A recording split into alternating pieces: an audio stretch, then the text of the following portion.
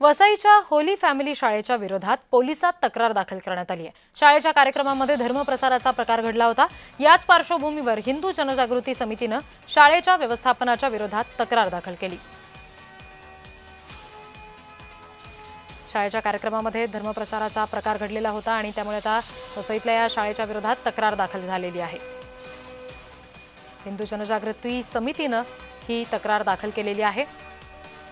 शाळेविरोधात हिंदू जनजागृती समितीने आक्रमक भूमिका घेतली आणि तक्रार दाखल केली, कारण शाळेच्या स्नेहसंमेलनाच्या कार्यक्रमामध्ये धर्मप्रसाराच्या संदर्भातला एक कलाकृती दाखवली गेलेली होती। होली फॅमिली शाळेच्या स्नेहसंमेलनादरम्यान हा सगळा प्रकार घडलेला होता आणि त्याच्यामुळे हा धर्मप्रसाराचा प्रकार तिथे घडल्याने हिंदू जनजागृती समितीने आक्रमक भूमिका घेतली, शाळेविरोधात तक्रार दाखल केली आहे।